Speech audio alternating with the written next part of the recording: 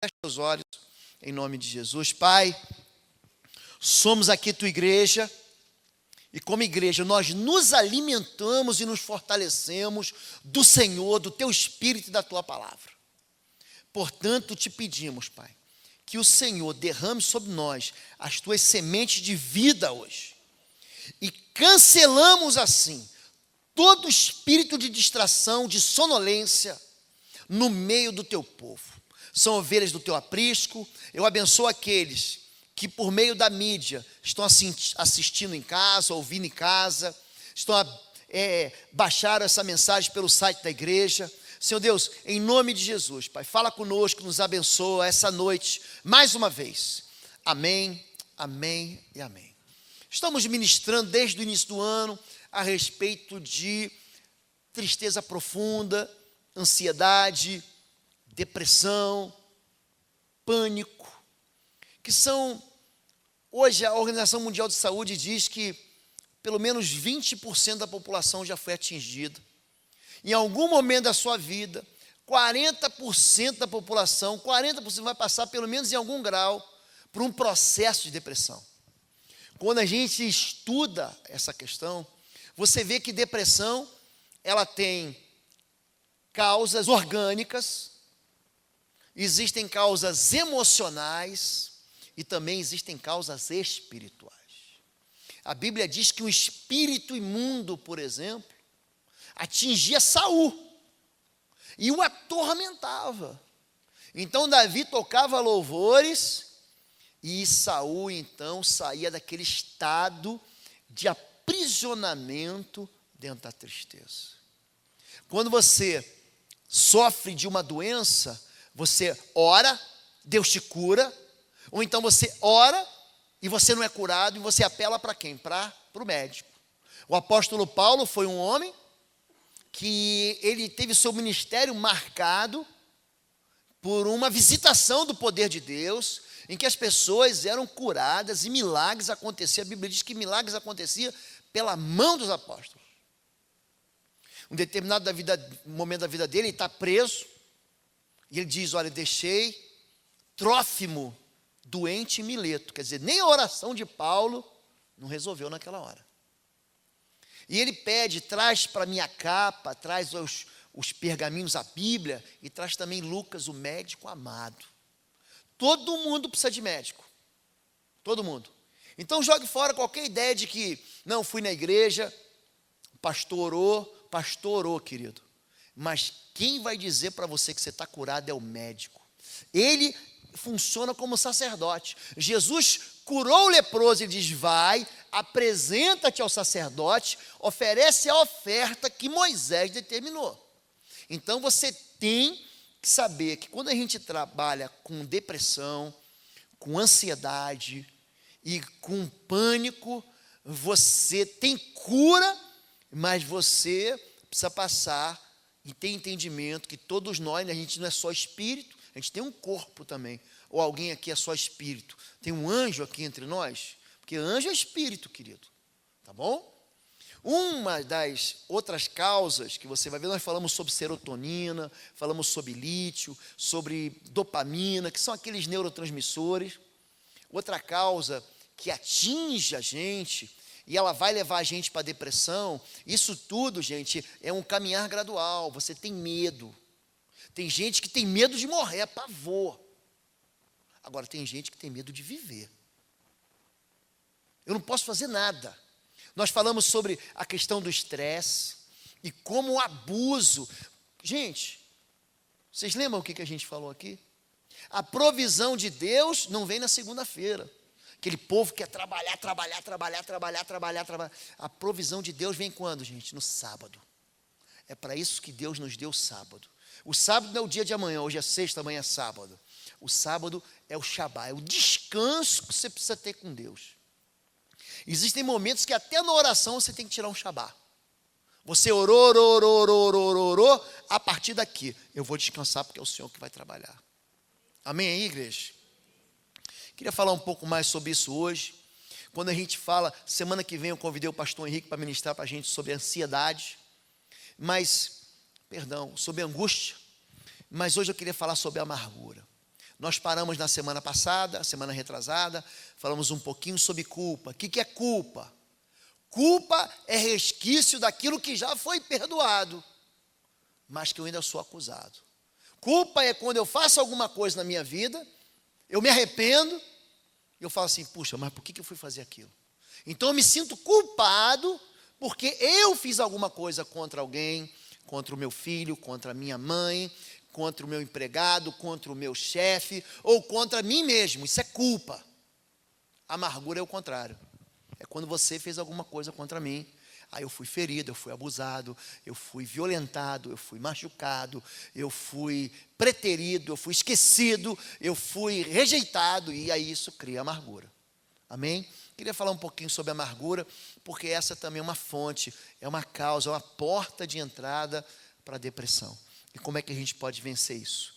Então, já falamos sobre tudo isso aí, medo, estresse, a questão da preocupação, ocupar-se antes, o excesso da ocupação, as fadigas emocionais, eu quero trabalhar bem sobre isso, o futuro, perdas, doenças, responsabilidades extremas, isolamento, descontentamento pessoal, autopiedade, pensamento negativo, tudo isso aí é porta de entrada para a depressão, tudo isso aí. Existem outras portas, existem, essas aqui são as principais. Quando você vai atender alguém, quando você vai cuidar de alguém que está na sua casa, que sofre de depressão, pode ter certeza.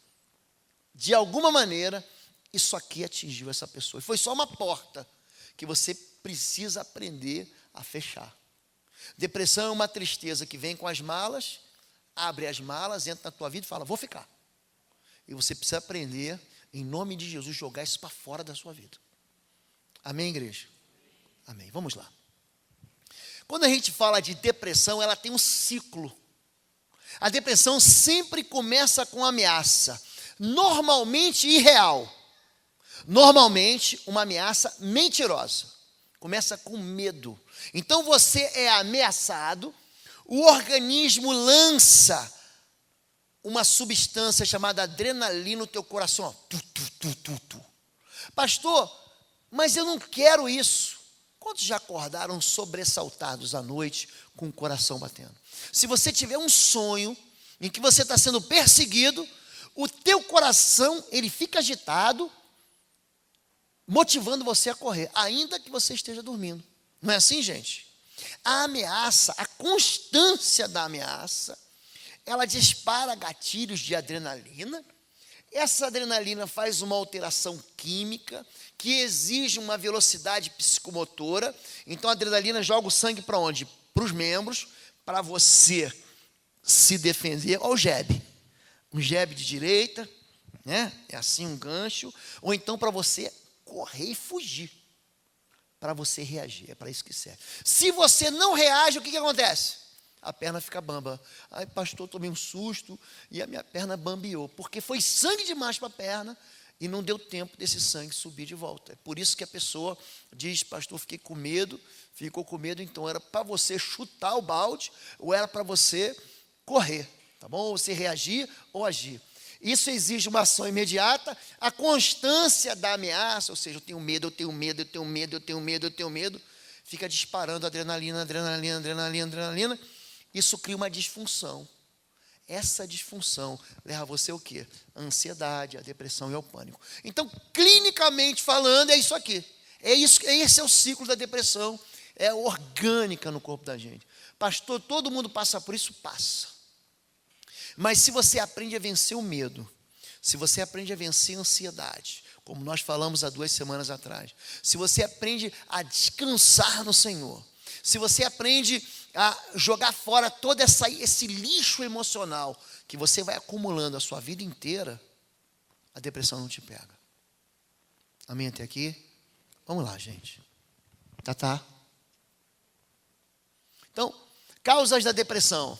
Segue intenso período de estresse e hiperatividade. Gente que não para, eu preciso fazer, eu tenho que fazer. Se eu não fizer, ninguém vai fazer. Eu tenho que estar lá. Gente, férias é um presente de Deus? Sim ou não? Tem que tirar férias? Tem que tirar férias. Você precisa descansar. Depressão segue profundo desapontamento, desilusão. Jonas, eu quero falar sobre esse sujeito hoje, que é um homem que vai se tornar amargo. porque ele queria que a vingança de Deus viesse sobre a Síria, viesse sobre Nínive. Ele não queria que Deus perdoasse aquele que feriu ele. Então, no coração de Jonas, ele vai ficar descontente, por quê? Porque ele não quer perdoar. Ele vai pedir a morte. Jonas e a depressão sempre pede a morte. A depressão, ela conta uma mentira na tua cabeça. Ela é uma porta de entrada. E eu queria que você pegasse isso aqui agora. A morte nunca foi a solução. Deus nunca quis que o homem morresse. Ele falou, não faça, porque se você fizer, você vai morrer. Jesus, ele não veio para você morrer. Ele veio para te dar vida e vida e abundância. Ele veio para desfazer as obras do diabo. Se você ouvir qualquer voz no sentido de que é melhor você desistir, é melhor você morrer, é melhor você acabar com a tua vida, isso não vem de Deus. A palavra de Deus vem com um incentivo para você viver até o fim. Nós falamos aqui sobre aquele filme do Brad Pitt, aquele cara feio. Tu está rindo por quê? E ele é a morte no filme, encontro marcado. Então ele chega e é um filme que romantiza a morte. Querido, morte é o último inimigo a ser vencido. Bota isso no teu coração, morte é um inimigo. Então Deus não quer que você morra, Ele quer que você tenha vida. O fulano não prestava e morreu, bem feito. Não é isso não. Deus não se alegra com a morte do que morre. Deus não se alegra com a morte do ímpio. Ele quer que o ímpio se converta e viva. Então eu quero que você veja aqui, você guarde essa palavra no teu coração. Se você ouvir uma voz que manda você desistir, morrer, pode saber que Satanás está nesse negócio. Ele está usando a porta da depressão. Ele está usando a porta do cansaço, da ansiedade, do pânico para falar para você, morra, porque ele é assassino, ele é homicida desde o princípio. Então eu quero que você use a autoridade que você tem aprendido aqui para mandar ele embora. Quando você escutar uma voz, eu pensei, foi você que pensou não, querido. Foi Satanás que botou esse pensamento na sua cabeça. Pode falar para ele assim, queime em nome de Jesus, para ver como é que ele não se manda. O pensamento vai embora. Se estiver sendo tentado, querido. Se você estiver com pensamento, pastor, estou com uma minhoca na cabeça. Não está com minhoca não, é Satanás falando. Satanás falou com Jesus no deserto. Você acha que ele não vai falar contigo? Você acha que ele não vai falar contigo? Tentou Jesus de Nazaré. Você acha que ele não vai te tentar? Lança-te daqui abaixo. Você acha que ele não vai te tentar? Querido, manda ele correr, dá uma voz de comando para ele, em nome de Jesus. Cala a tua boca e sai daqui. Você tem que aprender a usar a autoridade. A igreja diz amém, pelo amor de Deus.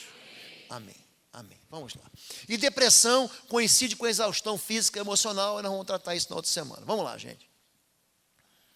Vitória sobre a amargura. Olha como é que a depressão, a tristeza, a perda, rouba a identidade da pessoa. Prosseguiram, pois, as duas até Belém. Ali chegando, todo o povoado ficou alvoroçado por causa delas. Será que é Noemi? Perguntavam as mulheres, mas ela respondeu, não me chamem Noemi, chamem-me Mara. Mara quer dizer o quê? Amargura. Pois o Todo-Poderoso tirou minha vida, tornou minha vida muito amarga. De mãos cheias eu parti, mas de mãos vazias o Senhor me trouxe de volta. Por que me chamam Noemi? O Senhor colocou-se contra mim, o Todo-Poderoso me trouxe desgraça. É uma mulher depressiva. Ruth capítulo 1, 19 e 21. Por quê? Perda. Perdeu os bens, perdeu os filhos, perdeu o futuro, perdeu a descendência, perdeu a herança. Circunstâncias da vida vão atingir a gente. Não acredite num evangelho que diga assim, nem o mal vai te tocar.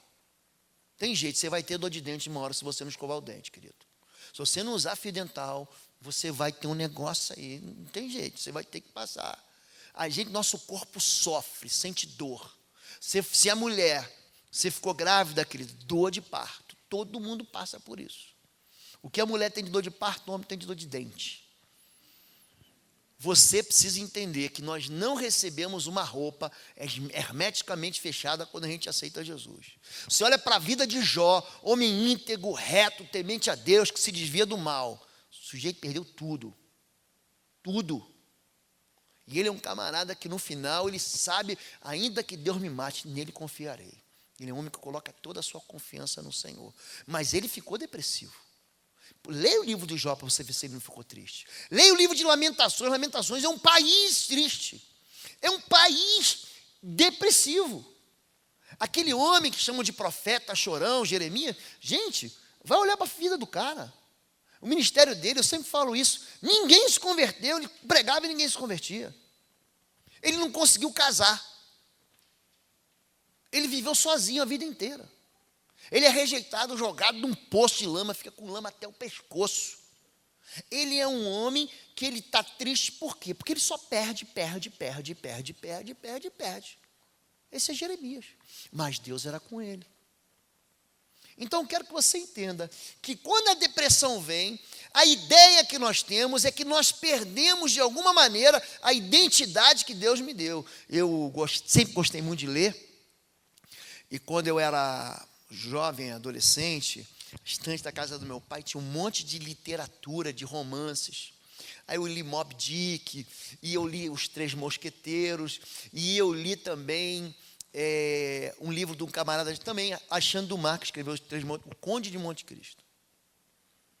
É a história, o camarada ele é um marinheiro, é um capitão de um barco, que serve a coroa francesa da época de Napoleão.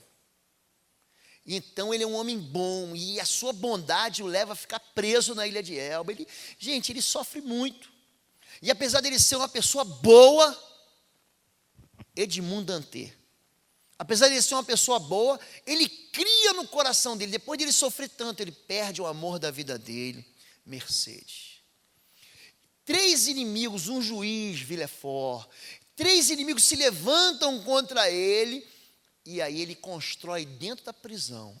O filme, quando você vê o filme, você vê que o filme tem uma ideia macro. Enquanto ele guarda a amargura, ele fica preso.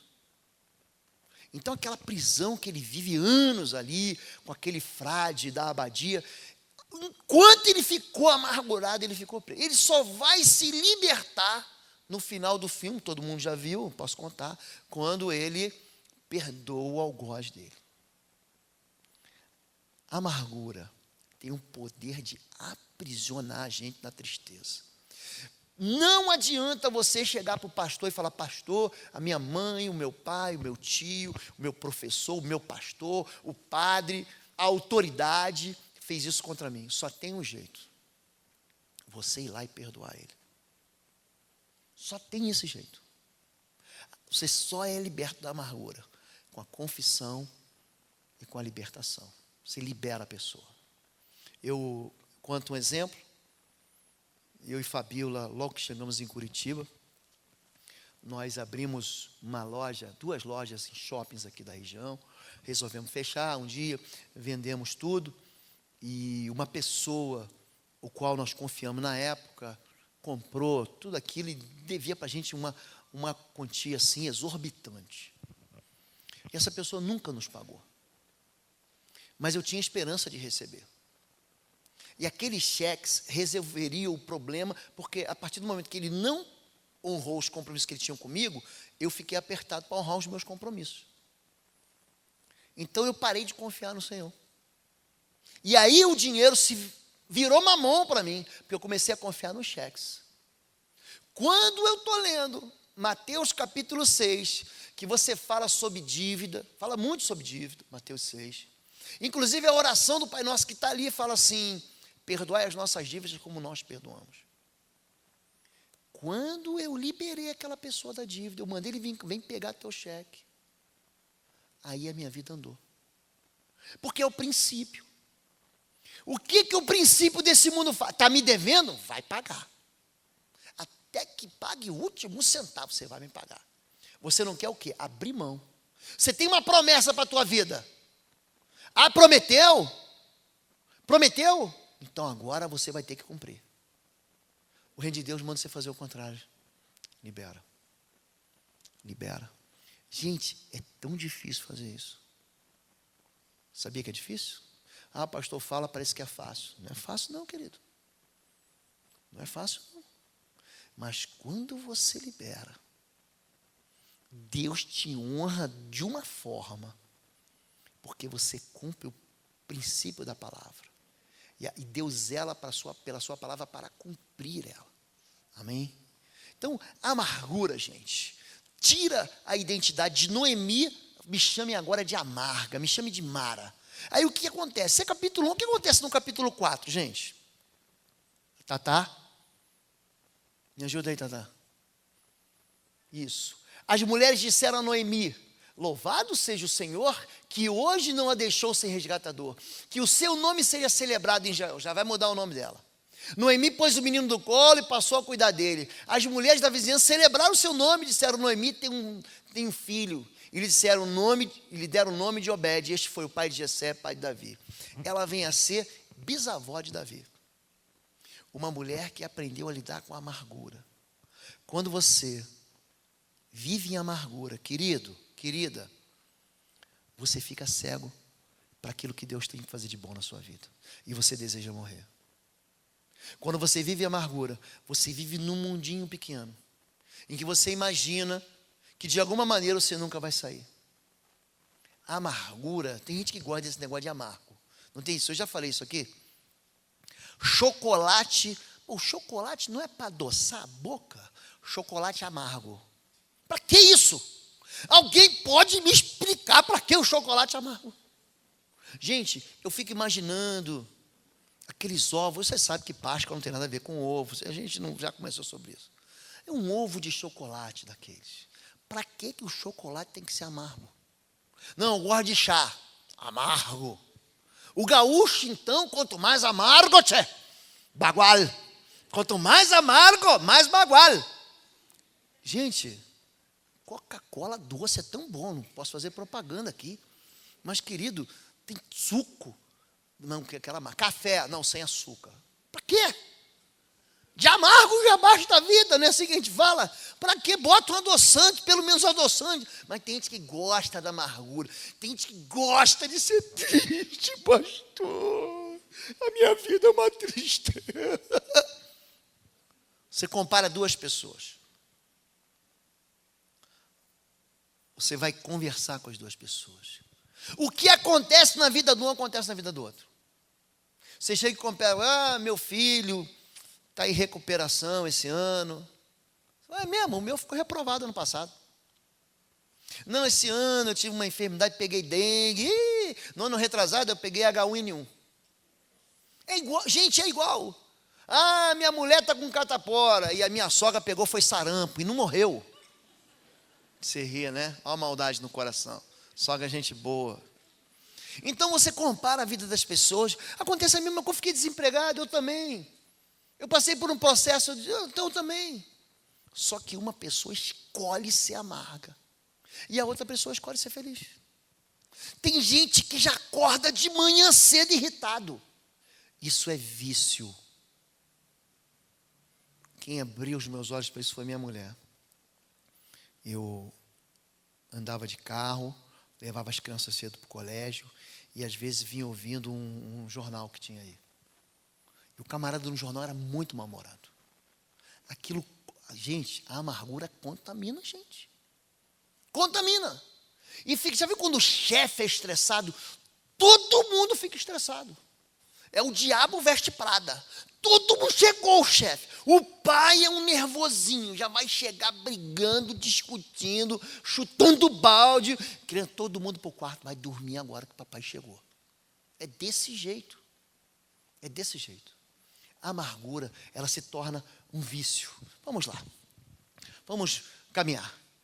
Jonas capítulo 4, verso 1 a 3. Mas Jonas ficou profundamente descontente e com isso enfureceu-se. Foi tomado pelo ódio, pela fúria. Ele orou ao Senhor. Olha a oração do homem que está depressivo, descontente, com raiva. Senhor, não foi isso que eu disse quando ainda estava em casa? Foi por isso que eu me apressei em fugir para Tarsis. Eu sabia que tu és Deus misericordioso e compassivo, muito paciente, cheio de amor, e que promete castigar, mas depois se arrepende.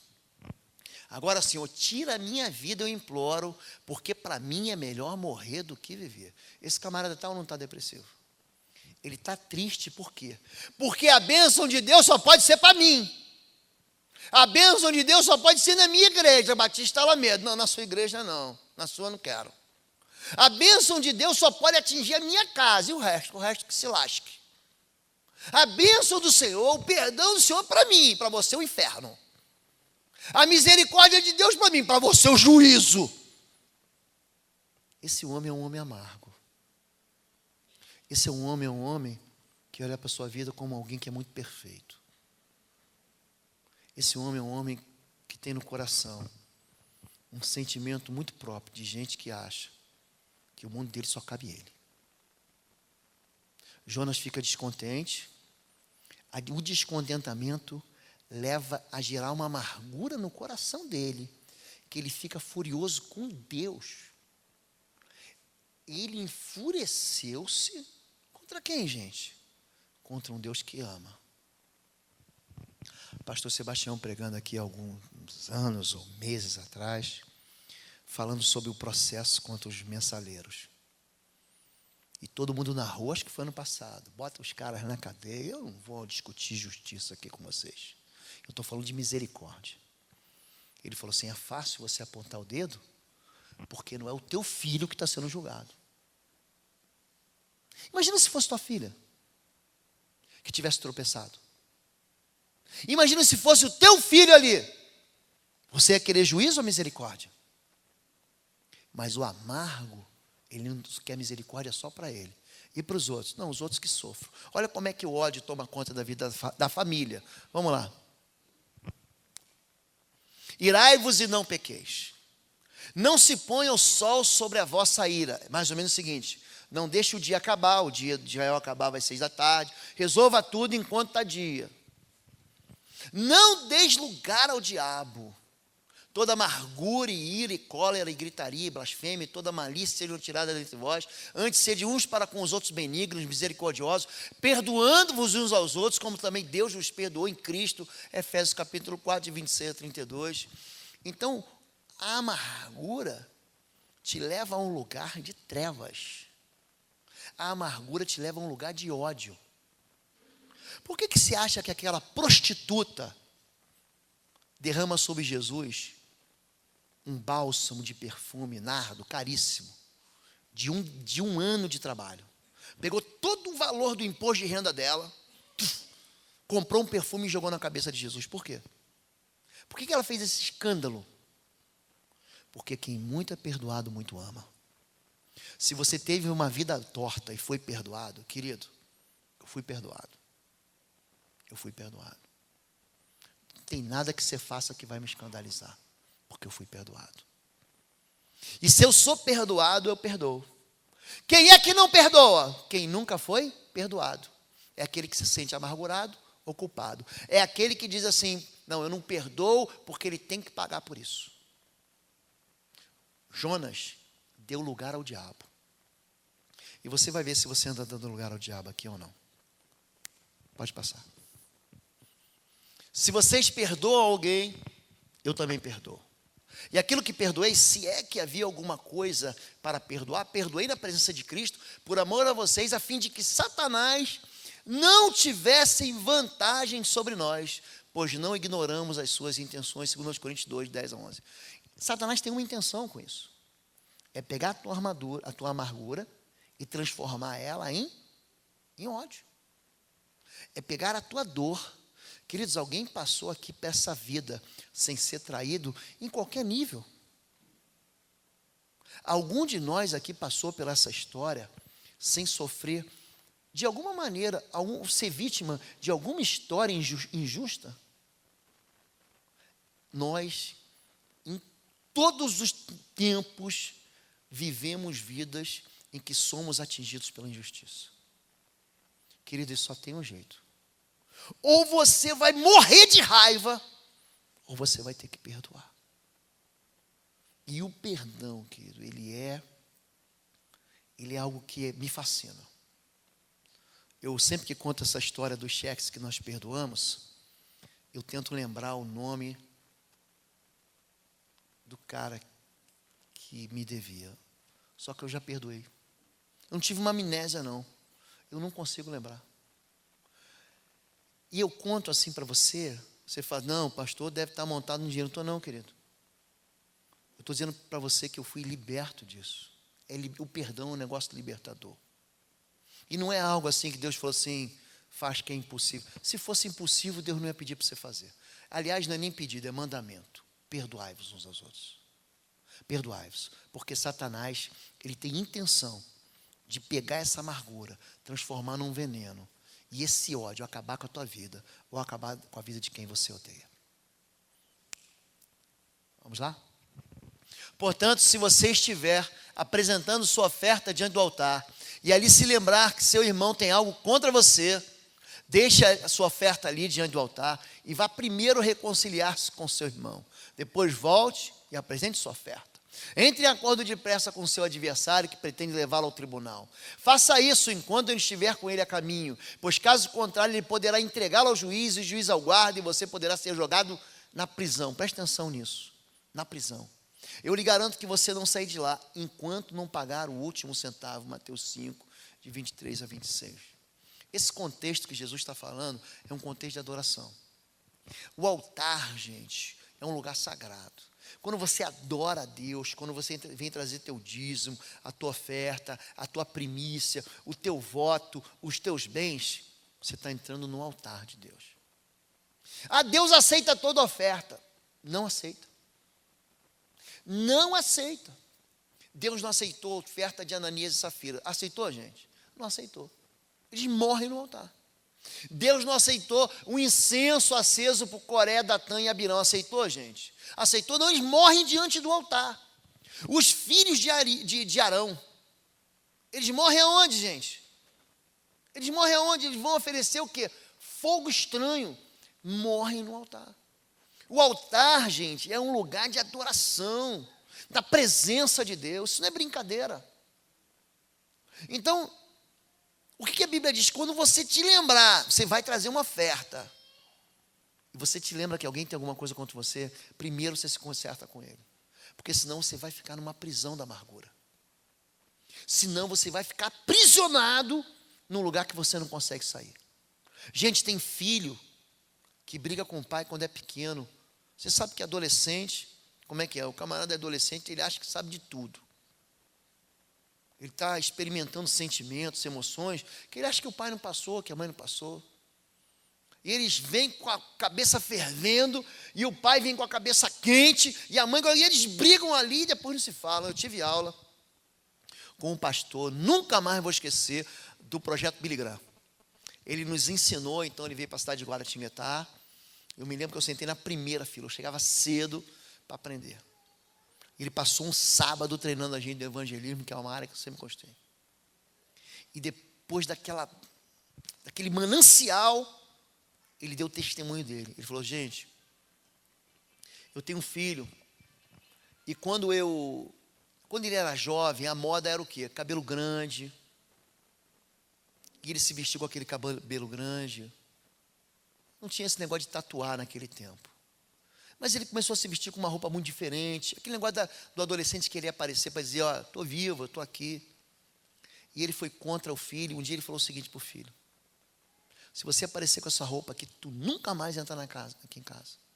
Aquele garoto, ele conta, pegou as coisas dele, sumiu e nunca mais voltou.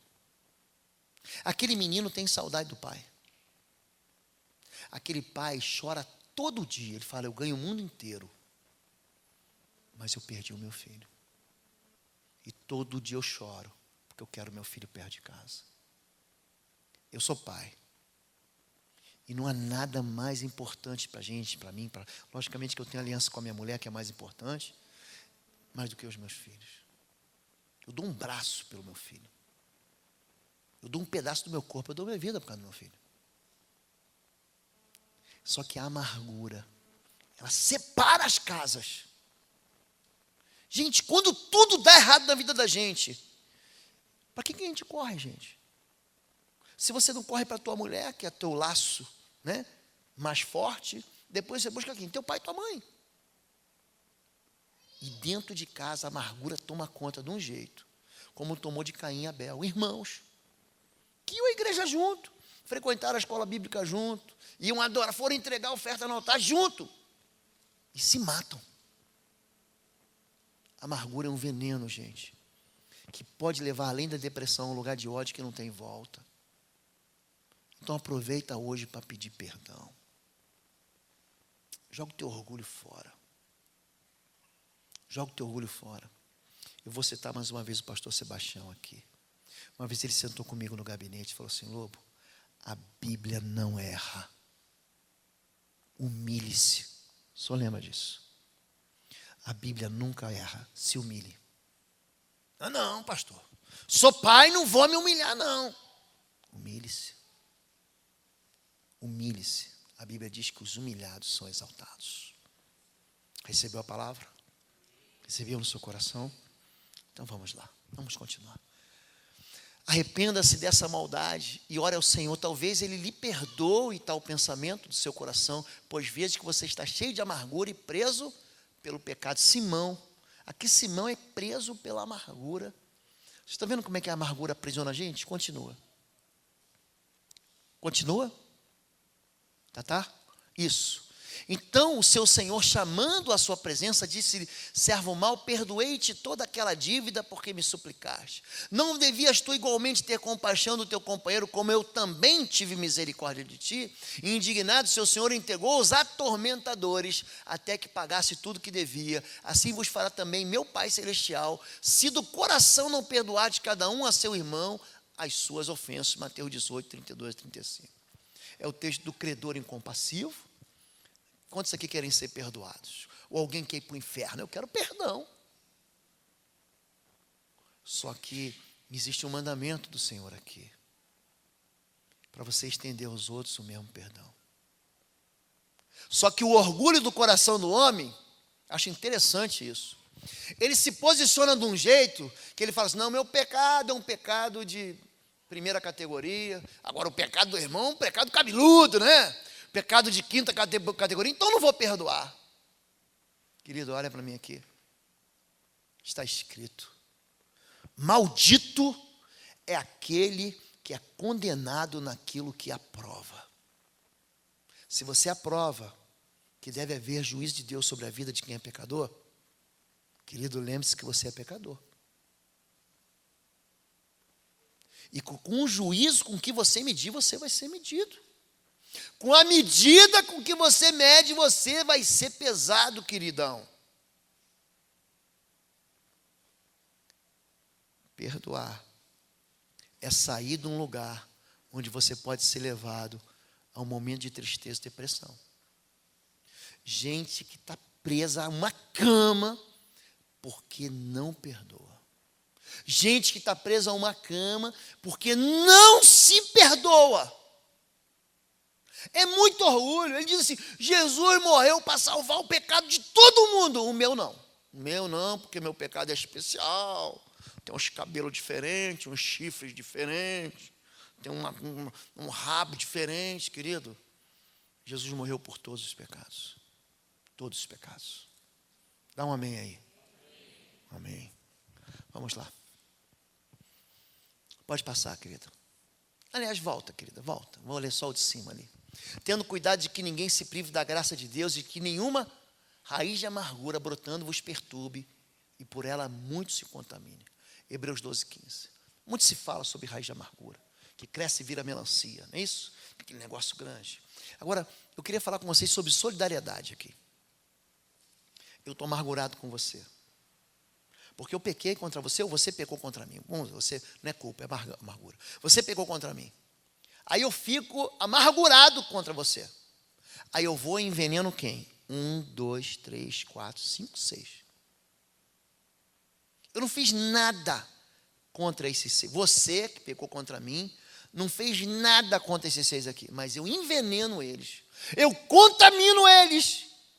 E no final das contas, todo mundo fica contra você. É assim que a amargura trata a gente. E você consegue ver assim, em 10, 15 minutos de conversa, você vê que uma pessoa está amargurada. É interessante. Você vai conversando, daqui a pouco, sem querer, ela começa a falar mal de alguém, que você fala: opa, Está aqui. Participei de um processo de libertação, que na verdade foi dirigido pelo pastor, em que nós atendemos uma pessoa que havia um quadro claro, de perversão, e a gente imaginava que ia ter uma manifestação demoníaca, onde? Naquele quadro, dentro daquela área. E aí, ela renunciando aos pecados, renunciando às heranças, renunciando ao seu descaminho, ela falava amém, amém, amém, o pastor conduzindo ela no perdão. O pastor falou assim: eu renuncio à depressão. Eu confesso a vocês que eu nunca tinha visto aquilo. Quando ele falou depressão, aquela pessoa daquele processo só fez assim. O pastor falou: está aqui. Depressão, um espírito, gente. A gente trata um pouco mais sobre isso na outra semana, quando falar de Saul. O espírito de depressão, um espírito imundo, chama depressão. De chorar, começou a chorar como uma criança em depressão. E a pessoa foi liberta ali, no poder do nome de Jesus. Isso aprisiona a pessoa, isso contamina a pessoa. E você sabe que uma pessoa amargurada, ninguém quer ficar perto dela. Quer ficar? Você gosta de gente amargurada perto de você, gente? Gente que murmura, gente que só reclama. Você gosta? Você fala: Senhor, está amarrado esse circunciso filisteu que vem aqui contra os exércitos de Deus de Israel. Pode passar. Pode passar, querido. Pode passar. Não, volta. Vou te dar aqui algumas razões para a pessoa não perdoar. Por que nós não perdoamos? Primeira razão porque eu e você não perdoamos é a covardia. Eu quero que você me deva. Aí, quando eu pecar contra você, você fala assim: não, mas lembra na semana passada? Lembra no ano passado? Lembra aquela vez quando a gente namorava? Lembra quando você era assim?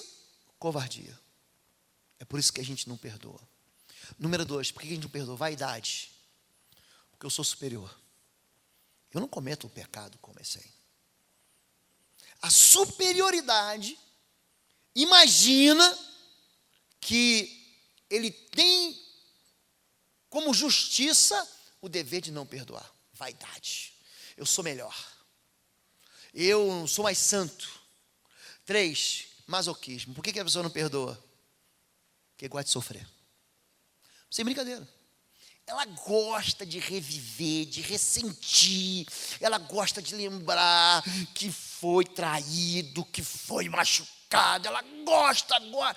A faca entrou dentro do estômago dela, está doendo. E ela está, ai meu Deus, como é bom sofrer. Masoquista. Masoquista. Número 4, prepotência. O prepotente, na cabeça dele, ele acha que a pessoa que pecou pode pagar contra ele. Então, ele vai pagar o que ele deve, querido. Não dá para pagar. Porque aquilo que eu faço contra você, que dá para pagar, eu tiro o cheque e pago. Eu passo o meu cartão e pago. Eu gosto de dar o exemplo do carro. Você dá uma ré no estacionamento, gente, e bate na porta do meu carro. Ô pastor, perdão aí uma ova, queridão. Pode pagar. Que história é essa de perdão aí? Foi mal aí? Foi mal aí, queridão? 300 cruzeiros aqui. Você vai lá, vai na oficina, divide em parcela em 6 vezes sem juros e paga. Agora, querido, se você dá uma ré e passa em cima do meu pé e quebra meu dedo, não tem jeito. Eu tenho que te perdoar.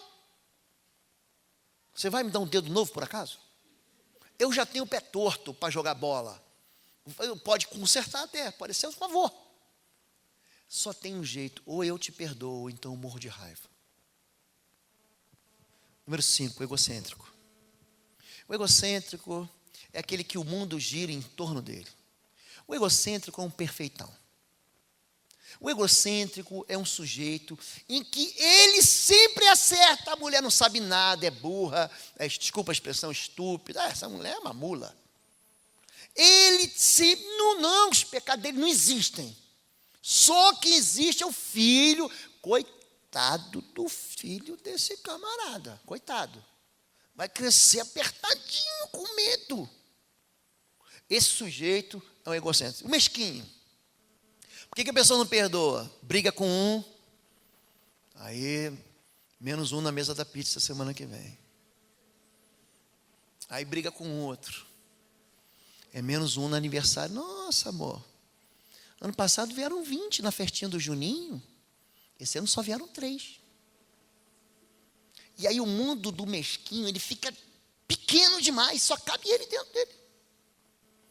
Ele não perdoa ninguém. Aí, lembra aquela vez que nós fomos naquele shopping? O shopping agora está proibido. Porque eu me lembro daquele restaurante. Aquela pessoa usava aquele perfume, aquela música. Não posso ouvir aquela música. Desliga essa música. Desliga agora. O amargo é assim. O mundo dele vai ficando desse tamaninho. Só cabe ele ali dentro, mesquinho. E por último, por vingança. Eu não perdoo porque eu quero que você pague. E eu vou me vingar de você.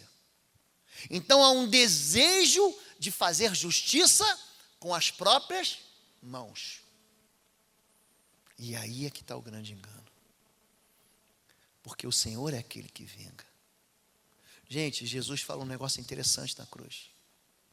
Você acha que eu não poderia orar? E Deus não mandaria 12 legiões de anjos aqui? Se Deus podia... Um anjo destruiu o exército de Senaqueribe, em 2º livro de Reis, capítulo 19. Um anjo foi lá e 185 mil soldados foram para a fita, como diz o irmão do Rio de Janeiro, né? Passaram o cerol, o anjo passou o cerol em todo mundo. Imagina se Jesus chama 12 legiões de anjos. Não sobrava planeta Terra. Mas Jesus fala um negócio interessante. Ele fala: Pai, perdoai-os. Eles não sabem o que fazem. As pessoas que te ofendem, às vezes não sabem que estão te ofendendo. Tem gente que te ofende e que não sabe que te ofendeu. Logo que eu cheguei na Alameda aqui, no primeiro retiro de carnaval, e eu sou um cara assim, eu não sou distraído. Não sou. Eu sou muito concentrado em alguma coisa. E o resto eu me distraio. Você está entendendo? Eu estou concentrado numa coisa. Eu estou ali. As crianças podem falar assim: pai, me dá 1 milhão de brincam comigo. Eu estou, tá.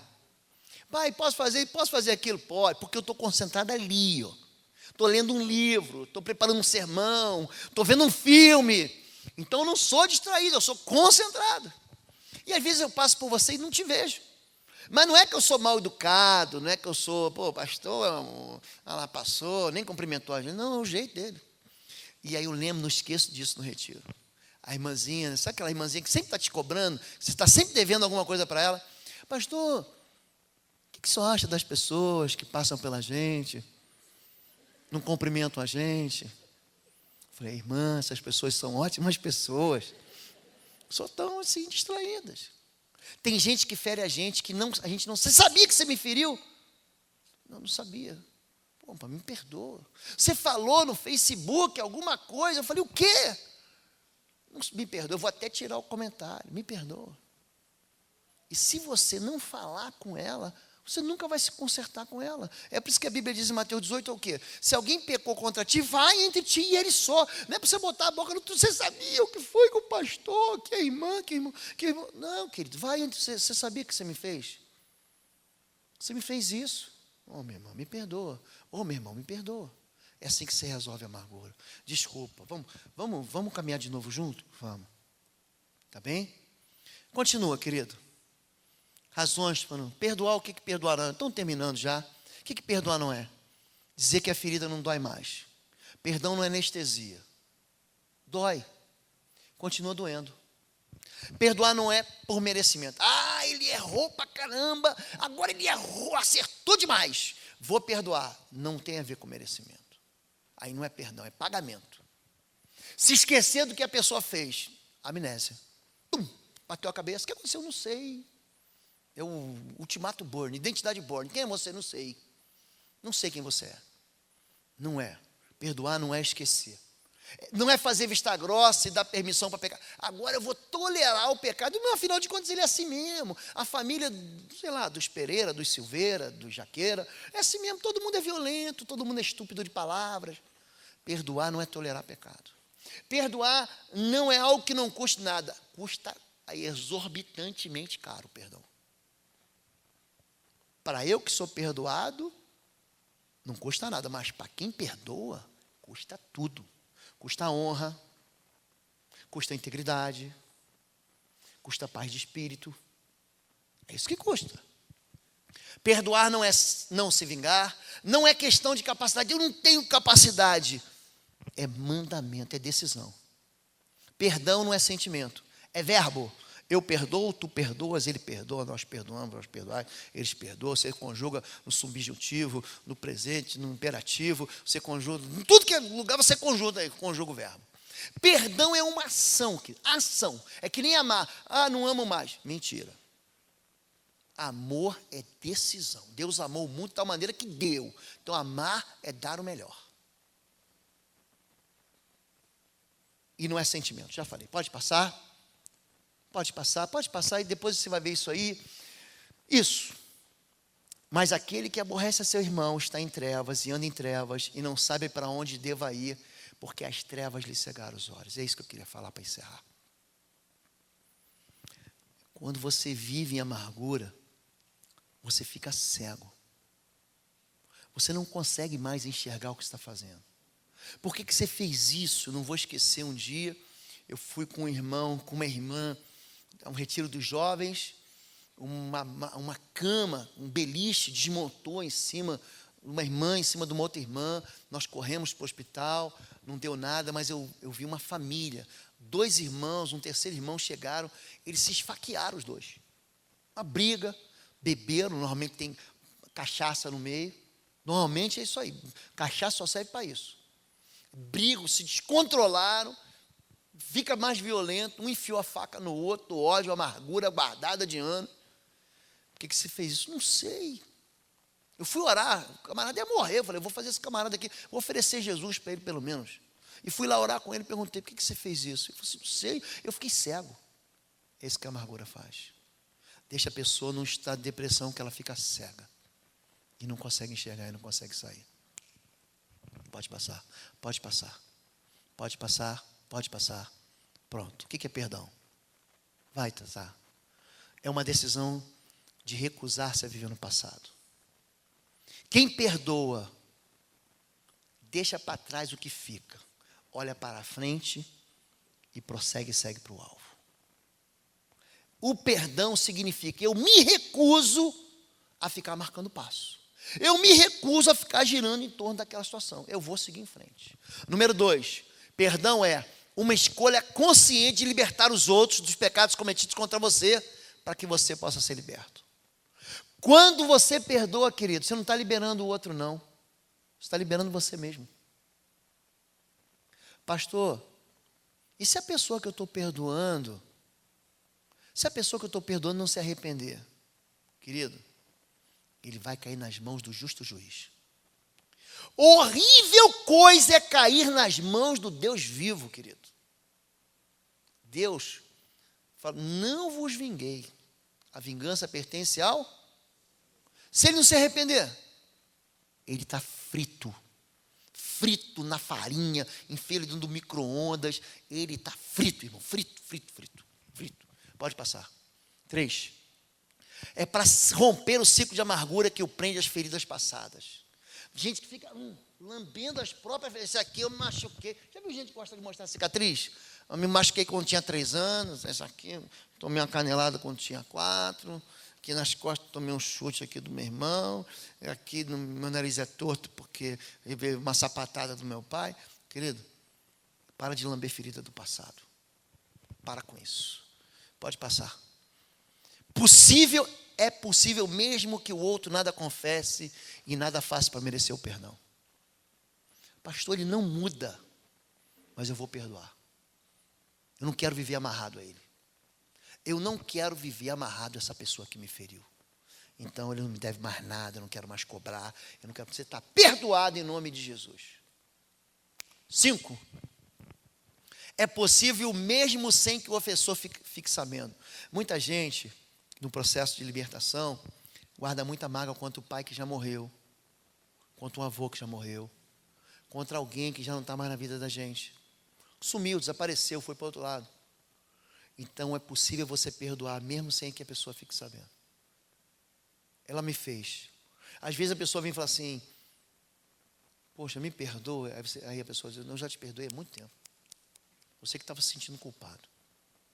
É possível mesmo que a pessoa não fique sabendo. E por último, é reconhecer que o ofensor é tão pecador contra a gente. Isso que é perdão. Eu vou encerrar, porque eu vou orar por você. Posso orar por você? Fique em pé em nome de Jesus. Você tem que entrar nesse lugar de perdão contra a amargura. Por quê? Porque a amargura, querido, ele vai acabar de uma vez ou outra levando você para um lugar de depressão e tristeza. A amargura gera ansiedade. A amargura gera pânico. A amargura sem perdão leva você a ter uma vida aprisionada, sem felicidade. A amargura leva você a ficar vivendo de quê, gente? Viver de um passado. Viver de uma história. Viver de uma derrota e de um fracasso que Deus já levou na cruz por você. Amém? Feche seus olhos agora em nome de Jesus. Que eu quero fazer alguns desafios. O nosso pastor vai orar por nós, o pastor Sebastião. Mas eu quero fazer um desafio para você. Você ouviu essa mensagem. Você que está em casa também está ouvindo essa mensagem. Primeira coisa que você precisa entender. Não há nenhuma fé, você diga assim, pastor, a minha ferida é tão grande que eu não consigo perdoar. Outra vez você diga assim, o meu pecado é tão grande que eu acho que eu não mereço perdão. Se você hoje ainda lembra de alguém que te machucou, que te abusou, que foi desleal contigo, mas ele está preso na sua vida ainda. Às vezes você ainda sonha com ele, você ainda pensa nele. Às vezes você tem medo até de encontrar com ele. Não quero ver essa pessoa nem morta. Para mim, fulano morreu. Mas hoje você quer, Deus, eu não aguento mais isso. Eu quero me livrar disso. Se você quer isso, só levante sua mão e fique no seu lugar. Só levante sua mão. Deus abençoe todos vocês. Deus abençoe mais alguém. Deus abençoe. Deus abençoe. Eu preciso perdoar. Eu preciso perdoar.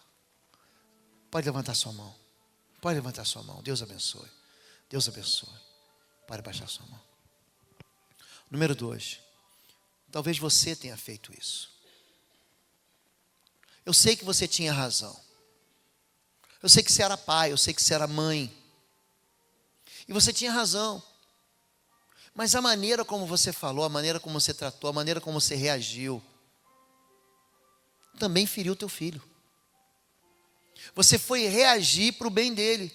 Mas você machucou o teu filho. Você machucou a tua mãe. Você machucou o teu irmão. Você devia estar sentado com o teu irmão não fala mais contigo. Você devia estar de volta à casa do teu pai e ele não fala mais contigo. Se você quer hoje pedir perdão ao Senhor por você mesmo. Por você mesmo. Aqui só tem pecador. Jesus veio chamar pecador arrependimento. Se você quer isso, só levante sua mão em nome de Jesus. Fique no seu lugar. Deus abençoe a todos vocês. Deus abençoe a todos vocês. Pode baixar sua mão. Eu quero fazer um apelo para você. Alguém te feriu e não está mais aqui. Mas toda vez que você lembra dessa pessoa, você é levado para um lodo. Você é levado para um lugar onde você não consegue mais sair. E hoje você quer se libertar dessa pessoa que não existe mais. Talvez tenha morrido. Talvez tenha ido para um lugar que você não tem mais contato. Se você quer isso, levante sua mão em nome de Jesus. Deus abençoe. Deus abençoe vocês. Eu não quero que você focalize agora quem te feriu. Você tem que focalizar quem foi que te amou, que foi Jesus. Não focalize suas falhas. Focalize quem te perdoou, que foi Jesus. Não focalize o que você fez de bom. Focalize aquele que é perfeito, que é Jesus. Há alguém aqui essa noite que quer entregar sua vida a Jesus? Eu quero fazer uma aliança com Jesus. Eu quero entregar minha vida com Jesus. Se você quer isso, fique no seu lugar e só levante sua mão. Há alguém? Deus abençoe a todos vocês. Deus abençoe. Eu quero fazer um pacto com Jesus. Deus abençoe. Mais alguém quer entregar sua vida a Jesus? Deus abençoe, querida. Deus abençoe. Mais alguém? Não sai daqui sem fazer uma aliança com Jesus, não. Você quer fazer isso? Levante sua mão onde você estiver. Amém. Deus abençoe, querido. Deus abençoe. Vamos orar. Pastor Sebastião, vem cá, queridão. Todos vocês que levantaram as mãos, vou pedir para você vir aqui à frente, tá bom? Rapidamente, sai do seu lugar. Qualquer motivo, qualquer razão, saia e vem aqui em nome de Jesus.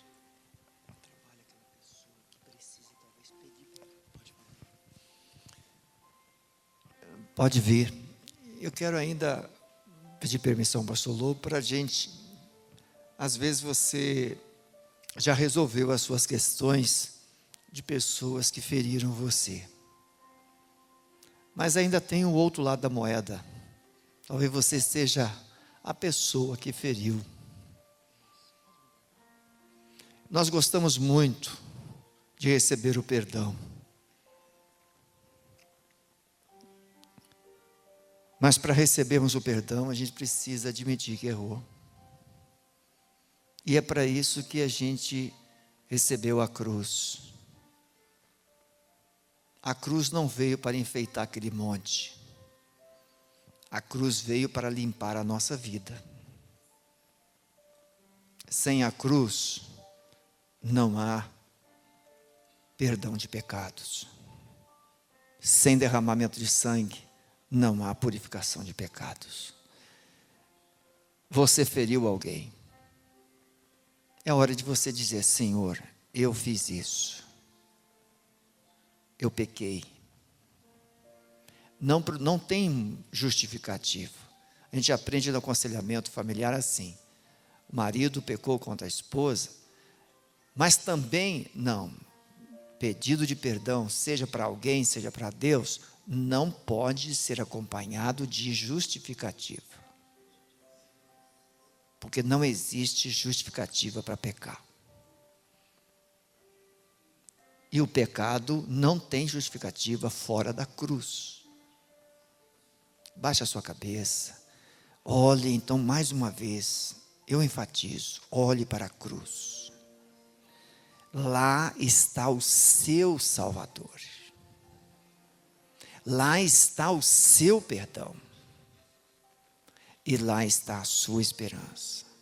Pastor, ninguém tem o direito de condenar você. Nós lidamos com você. Mas quem condena você é o seu pecado. Mas quem perdoa você é o Senhor Jesus. Senhor, nós estamos aqui diante de Ti, Senhor. E o Senhor é o justo juiz. O Senhor se revelou em carne. O Senhor é Deus. Aqui estamos todos nivelados. Somos todos iguais. Diante de Ti somos pecadores. Mas pelo sangue de Jesus somos justificados e santificados. E quando o Senhor olha para nós, o Senhor vê a marca do sangue da cruz, que nos tornou puros e santos. Nesta hora, Pai, os corações estão aqui diante de Ti, e o Senhor é o único que conhece a história. O Senhor é o único que conhece as feridas. O Senhor é o único que conhece as perdas. O Senhor conhece o passado. Mas, Pai, eu peço que o Teu Espírito Santo agora atue nesses corações. Porque não há passado para quem está em Cristo.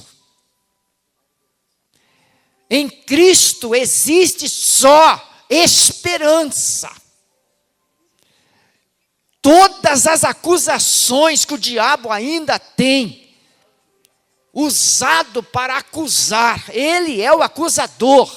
Nós agora confrontamos as suas acusações com a justiça de Jesus.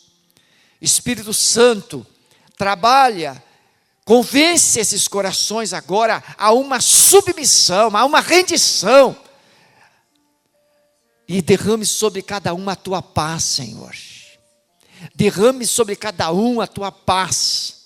E todas as ações que têm frustrado os sonhos do Senhor nessas vidas, nós quebramos hoje no poder do nome de Jesus.